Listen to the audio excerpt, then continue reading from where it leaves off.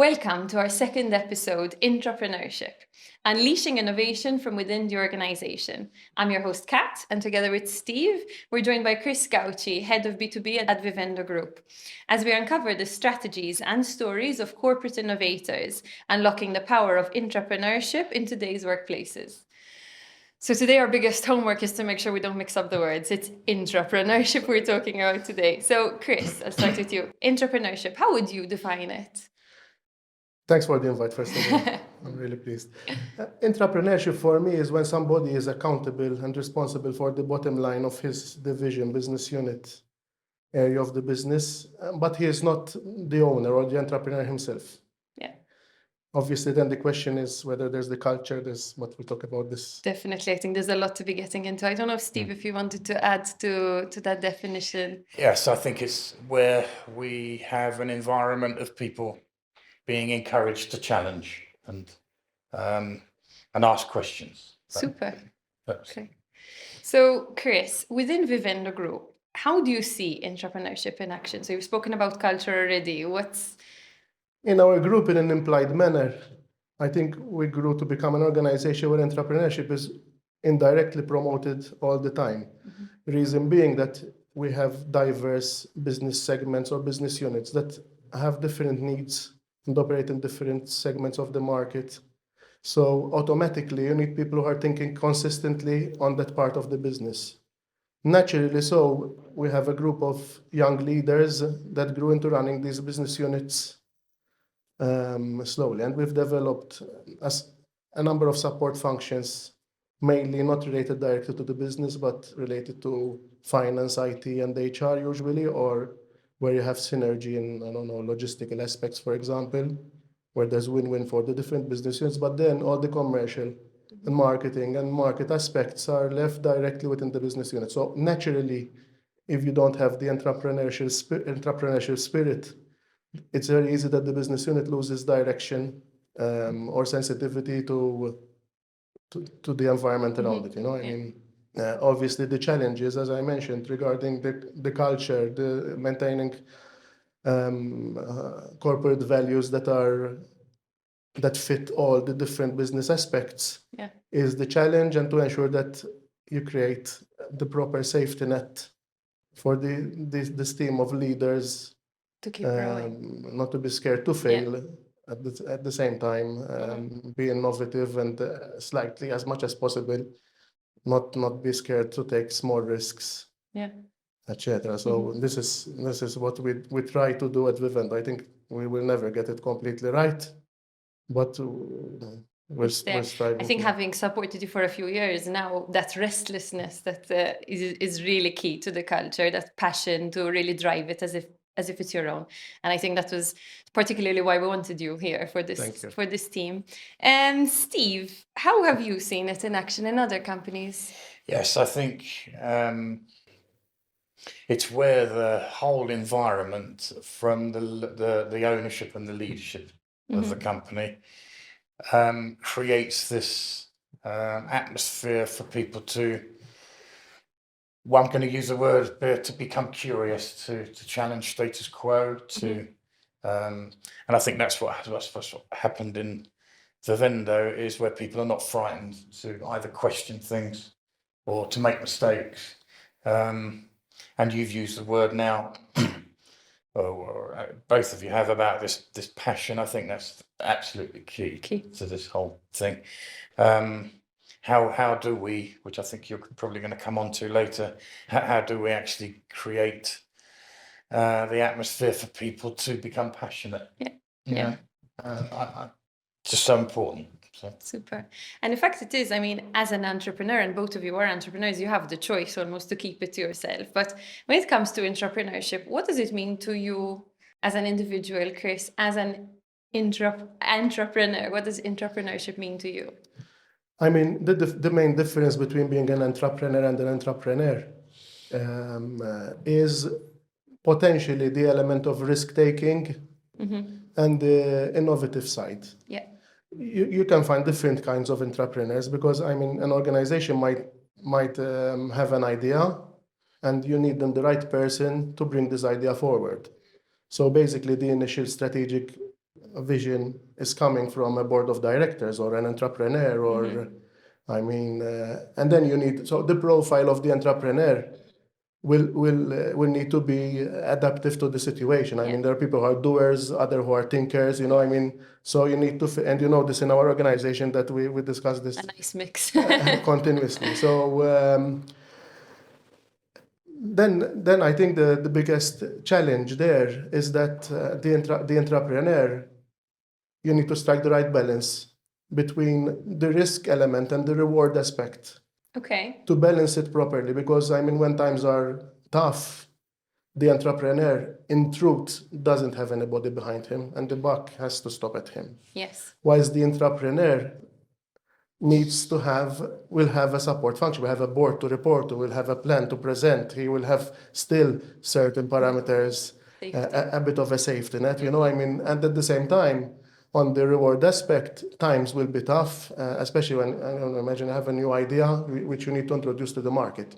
The first 2, 3, 5 years might be tough, and financially maybe the company is already not projecting to do any profitability, for example. I mean, so how do you reward the person? I mean, you can't reward when the person is accountable for the bottom line, and then you can't super reward because you need to think of tougher times, you know, so keeping this imbalance, but whilst at the same time keeping the entrepreneur motivated to remain an entrepreneur, not maybe become an entrepreneur, you know, I mean, which is potentially the biggest reward an organization can have is when you've developed an entrepreneur who, unfortunately or fortunately, you haven't managed to maintain him, but he's become so good that that is a challenge that within the organization you need to keep maybe moving him to other businesses, you can't be selfish. Spot. That's it. It's intrapreneurship is the opportunity to really give someone who has that grinta, that grit, the opportunity, the space. They might not have the resource. You're giving them the space to start. You need to be but generous, the sweet spot of balancing properly generous in challenging times. Yes. I think I call it controlled freedom. Okay. Yes. Controlled freedom where and I think that those barriers, the parameters keep moving depending on the commercial climate. So, you know, when times are really good and the results are coming and things are well, it's likely that those barriers are widened. Yes. And the freedom gets even more. Yes. When things are tough, which, you know, we've all experienced a few years ago, 2019, for a couple of years, that's a whole different ball game where the barriers would be, the freedom is less. You know? But what you still need is the entrepreneurs, the ones who are still asking the questions. They're curious. They're creative with some ideas of how can we do things differently in these challenging times, with a vision, and yet the self-confidence to just get results. Yes, because that's the common factor, I think, of these types of people. And that's it. I think it's you're saying giving that freedom, controlled freedom. I would say it also comes from the individual as well, in the sense that you've got that sense of ownership. So you're going to be conscientious throughout. So matching that with the reward and control is a nice spot. So we've kind of already spoken about the challenges and the difficulties, but let's talk about the benefits. What benefits do you see at Vivendo Group for having really nurtured and I can vouch for a nurtured culture of entrepreneurs with intrapreneurs within the group? I think organizations in Malta, being a small country, where it's very difficult for businesses to really super grow in one particular segment because there are market limitations unless obviously expand abroad. Many Maltese companies end up doing many different things, sometimes in very diverse segments. I mean, so without having this culture of entrepreneurship, I think it becomes impossible to grow. Because I mean, you need to let go. I mean, and also an entrepreneur usually is very excited in the first phase, and then you need people who have a different characteristic, you know, and keeping this business alive. Those are the main benefits, in my opinion. I mean. The risks, obviously, we've touched on. Especially. I think added to that would be the staff retention is So I think we stand a much better chance of retaining people into the team if you are encouraging the potential entrepreneurs to flourish. Yes. So, and I think along with that comes the level of commitment is increased. Yeah. So those are the two benefits that I've witnessed with other clients. And so if we're looking at an entrepreneur, what would we've touched on grit a bit, we've touched on the curiosity. What's the DNA? If we're looking for one in a recruitment phase, what's the DNA of an entrepreneur? I think that there isn't one profile of what could make you a good entrepreneur. I'll give an example. If you are running a business, like a franchise, for example, with an organization, so basically all the commercial decisions, all the operation aspects are very well defined. Yeah. So you want somebody who's going to grow the business in your market. So you need a very consistent person who's able to motivate a team. You don't need a dreamer. So in that case, you need somebody who maybe isn't able to handle a million things, but is good and focusing on something and repetitively keep yourself motivating and doing it. So the DNA you need for that type of, then you might have other areas where, I mean, for example, in B2B, in our part of our business, B2B is dealing with big business people. I mean, you need to be flexible. The person who is facing this type of customer needs to show that he is the decision maker. Otherwise, the customer will always want to speak to the owner. Yes. Which is quite cultural in Malta. I don't know. Which doesn't work. I mean, you have limitations. The owner once he's made his maybe he wants to go on his boat, or yes, and exactly so enjoy you need the a benefits. different profile there. You need somebody who's able to show the customer that the buck stops at him. He's able to take commercial decisions. It's obvious that he has his parameters. Yes. That is the DNA maybe of a salesperson at heart. You know, I mean, but obviously then you need to see that the person has also leadership skills in executing and running a team of people. So I don't think there's one DNA. I think everybody can be an entrepreneur. Okay, so I always tell my children, yes, I always tell my children, for example, that being an entrepreneur, also an entrepreneur, because nowadays there are opportunities that money-wise, it doesn't make really a big difference. Yeah, true. And if you're at the right place at the right time, I mean, you can be in gaming, you can be, there's a lot of opportunity. I think it's always about breaking the paper wall, I call it. Okay. There's always going into business or becoming an entrepreneur or moving forward. You think it's a massive wall in front of you. It's difficult to break. But when you really push in, it's just a paper wall. It's just, and maybe as an entrepreneur, you need a bit of a push. And the entrepreneur would just close his eyes and go through it, you know. But I think it's always a paper wall, in my opinion. Okay. I mean, that's how I see it. No, it's actually a great representation. And sometimes I would say from an entrepreneurial point of view, it's also, we're going back to culture, but it's also the business that allows that employee, him or her, to really believe that they can do it. Sometimes it's creating that culture that we see more for our team than they see for themselves, which is, I think, the beauty of creating a culture of entrepreneurship. Steve, I wonder if you have anything else to add to the DNA. A key one, I think, is this is all on the foundation of the right attitude. Okay. So this would be people that, I think if we looked at all the entrepreneurs in the different organizations, there's this common attitude of positive, can do, this, what Chris was saying, I think there, together with that the skills that they need to develop and continue to work on is their communication skills. Okay. Because internally, you know, I think even in our leadership training, we emphasize such a lot, don't we, on attitude and on communication.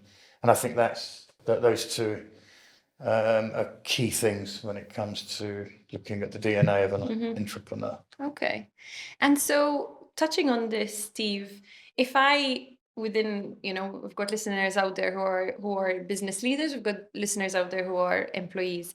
If as an employee I've identified this entrepreneurial spirit, I'm going to keep messing this one up, entrepreneurial spirit, what frameworks would you put into place to really make it work? What's your guidance there?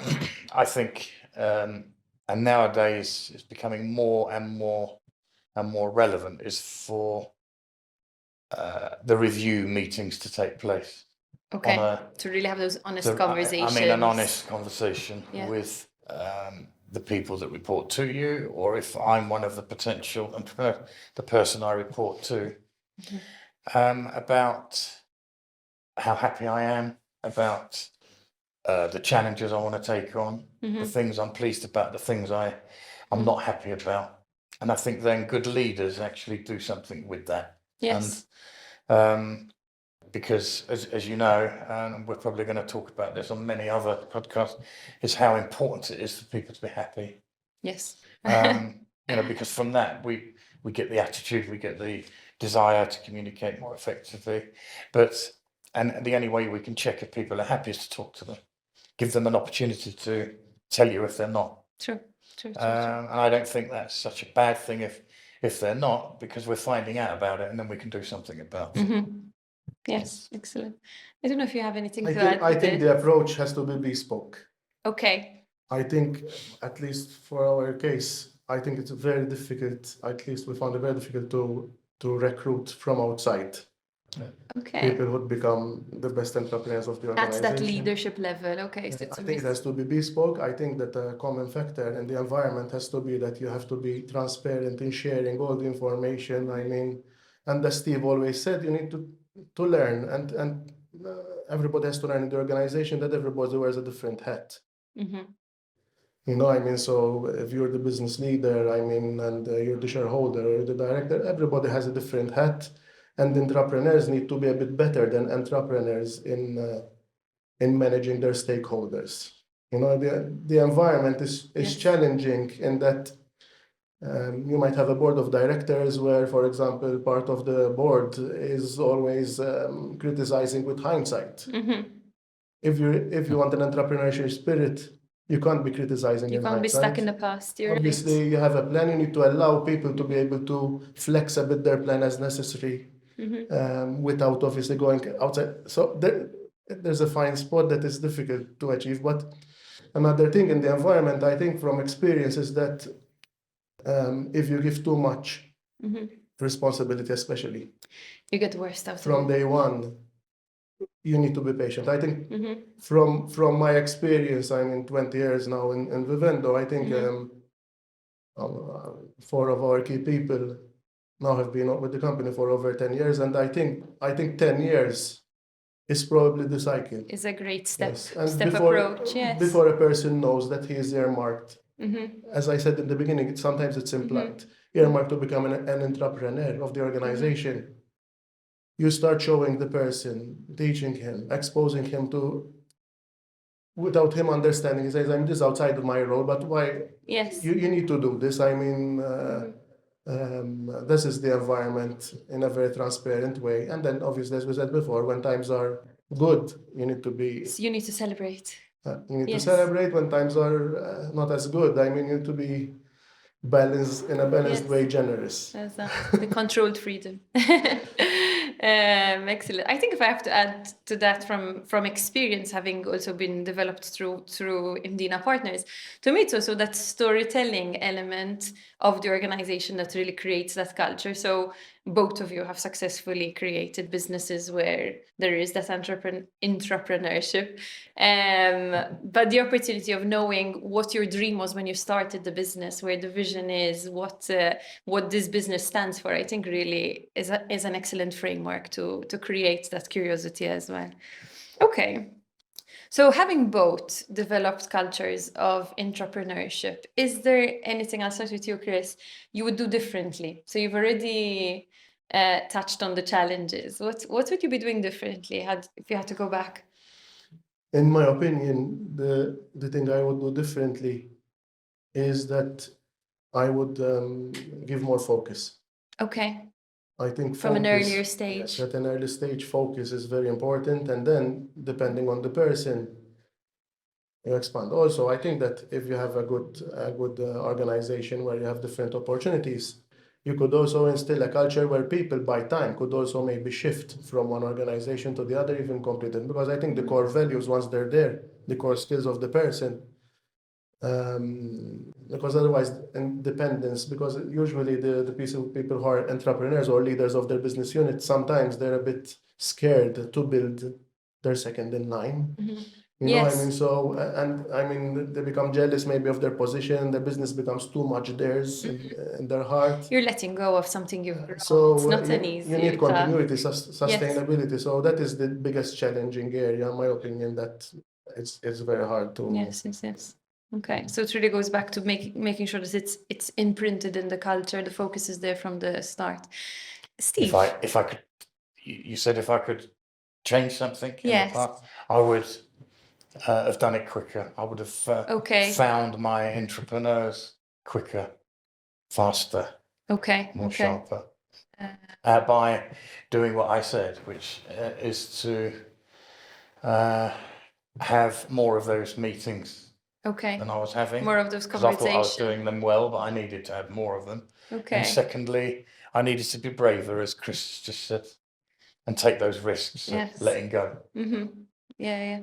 And that leads me to the next question. In fact, you see a lot of, even though we're talking about intrapreneurship with all its positivity, and I will vouch for the fact that it does bring more benefits than challenges to a business for sure.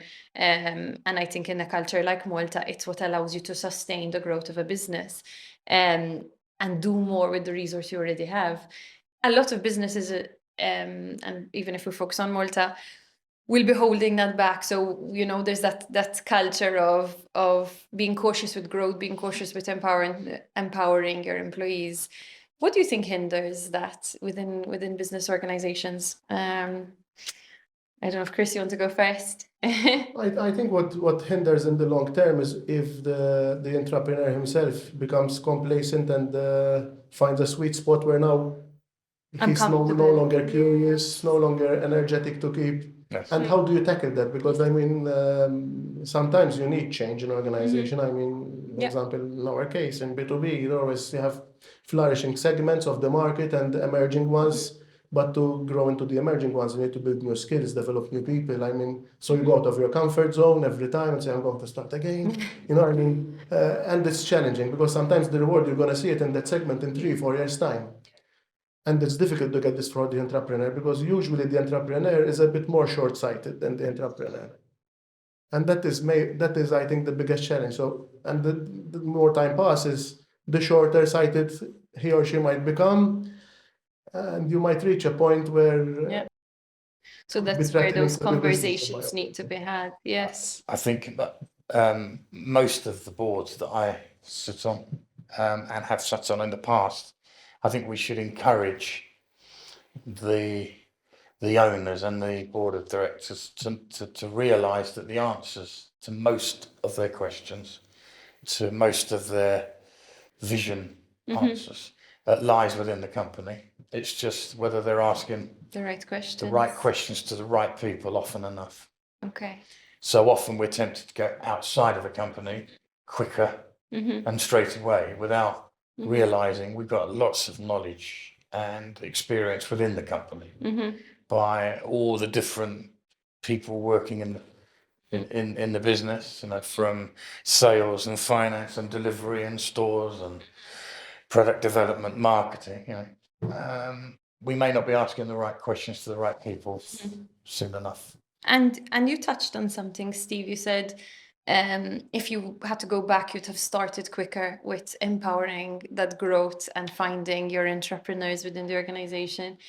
And in your case, you said it was a matter of, I thought I was having those conversations, I wasn't having enough. So possibly time would have been your biggest hindrance.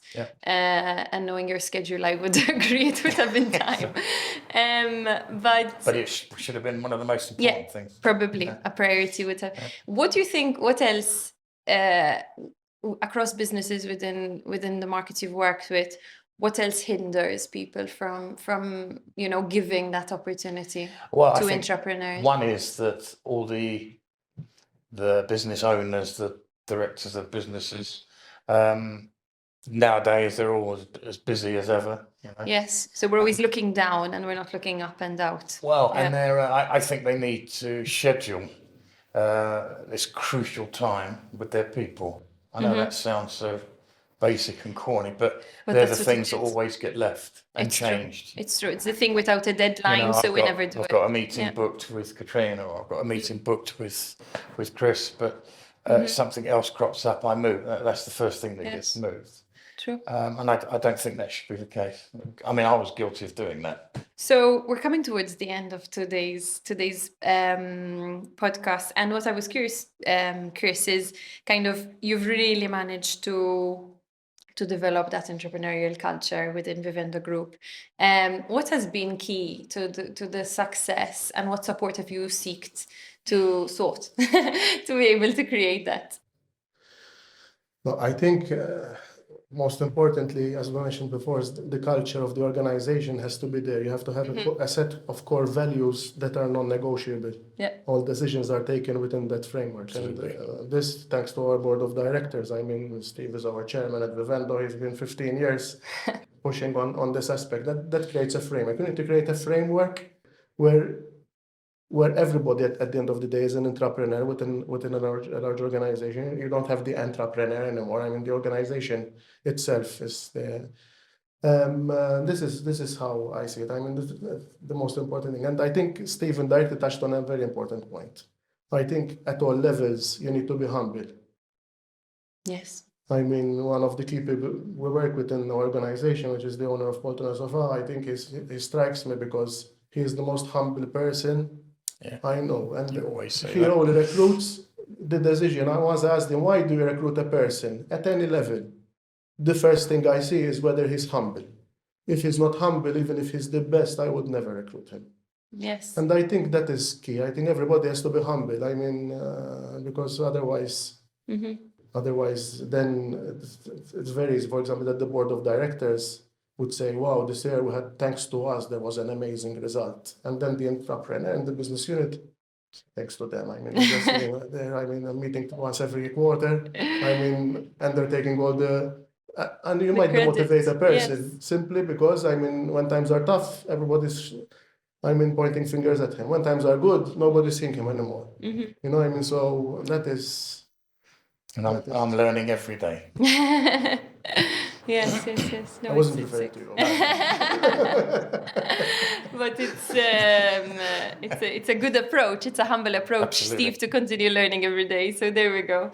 It's very much on point. Excellent. We've had the pleasure of supporting you through the years, and I'm curious from your end. What support have you taken from Mdina Partners that has really helped you create this culture of entrepreneurship?